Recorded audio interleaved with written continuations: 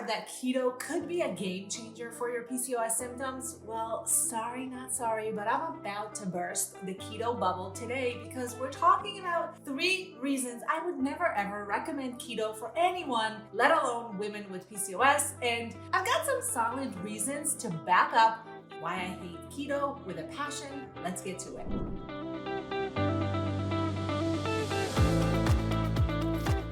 Okay, so the ketogenic diet, or keto for short, has become really popular in recent years. I'm sure you've come across it. And the idea behind it is that it promises to help you lose weight quickly and improve metabolism, because when you're following keto, you're eating very few carbohydrates in your day and a lot of fat and some protein. Now, keto is meant to force your body into burning fat for energy as opposed to carbohydrates, which is the preferred source of our body. So it can lead to lower weight, improvements in insulin resistance, and other parameters. So in theory, we can see why doctors often recommend keto for PCOS, but in reality, here's why I, as a PCOS dietitian with over a decade of experience, think keto isn't such a great idea after all. Reason number 1 is that keto is highly unsustainable. So let's talk about this. While keto can produce weight loss for some women with PCOS, and initially it can feel good, you can see some lower cravings, more energy, maintaining this ultra low carb lifestyle in the long term can be a big ask, especially if you're a carb lover like me and you don't want to feel deprived of your favorite foods, things like pasta, bread, cakes, fruit, rice, other things that are starchy and carby, and we all love them and we want to be able to eat them.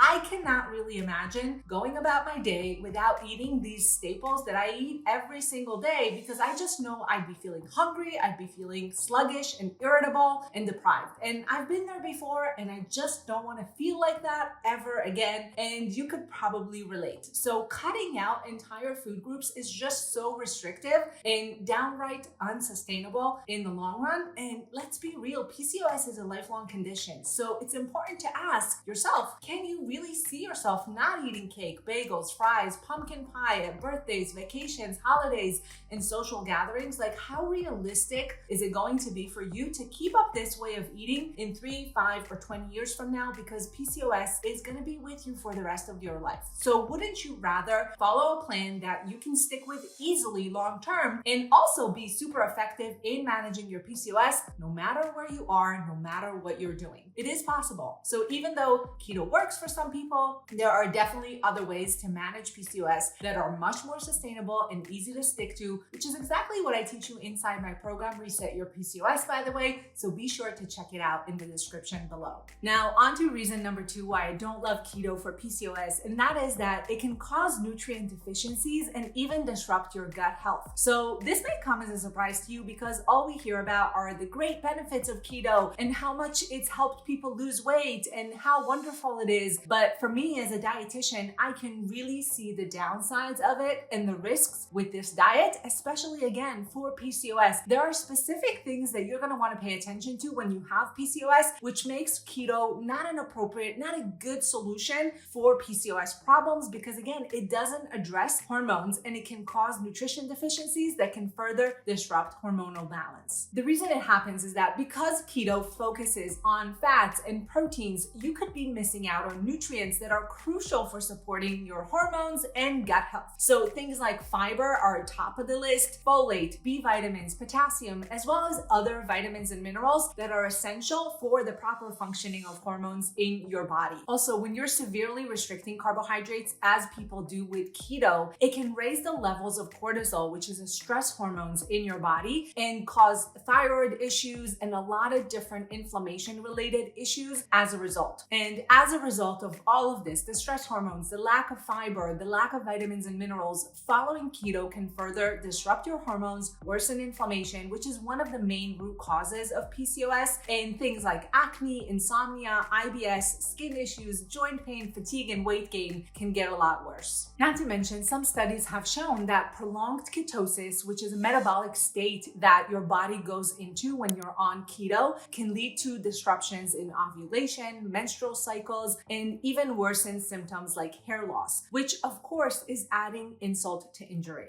And speaking of making things worse, let's talk about what I think is the biggest downside of keto for PCOS, and that is the way it impacts your relationship with food. Women with PCOS are already struggling with so much: weight gain, insulin resistance, inflammation, insomnia, self-confidence, and body image issues. And all of these things are making women with PCOS so much more prone to disordered eating, as well as mood shifts, anxiety, and depression. And studies confirm that women with PCOS are 3 times more likely to develop an eating disorder compared to women without PCOS. That is a big difference in a high risk level. Now, when you throw a super rigid diet like keto into the mix, it's seriously like adding fuel to fire. So for many women, following such a strict eating plan, it can lead to feelings of guilt, shame, and even an obsession with food when you can't stick with it, which is perfectly normal and human. Many people, most people, cannot keep up with keto. It's not you, it's not your fault, and there's nothing to feel guilty about. This is one of the biggest reasons I don't like keto for PCOS, because it just feeds into the toxic cycle of eating disorders, dieting, guilt and shame, and then you keep repeating and you get stuck in this very vicious cycle. And just so you know, it's not just my opinion that keto can take a toll on your mental health. Research has linked restrictive dieting patterns like keto to increased rates of anxiety, depression, and poor body image. Again, these are challenges that women with PCOS are already battling as it is. So before hopping on this very trendy bandwagon of the keto diet, I really want you to ask yourself, is it really worth jeopardizing your mental health and worsening your relationship with food for the sake of a diet that will likely not produce the results that you're hoping for or be sustainable long term? My personal opinion is no, it's not worth it. I think the smart thing to do is prioritize mental health above everything else and find a way of eating that feels good both mentally and physically, because you deserve nothing less. All right, so there you have it. 3 compelling reasons why keto might not be the best idea for managing PCOS. From being completely unsustainable to disrupting hormones and gut health and further increasing the risk of disordered eating, I would say it's hard to ignore the drawbacks of the keto diet, which is why you would never hear me recommend it for PCOS or for anyone else for that matter. And if you're wondering then how to manage PCOS and keep both your insulin resistance, blood sugar, and inflammation under control, be sure to check out my episode on the 5 highly effective ways to manage insulin resistance that have nothing to do with cutting out carbs. And don't forget, subscribe to my channel, leave a comment below if you've liked this episode or have a question, and I'll see you here next time. Bye.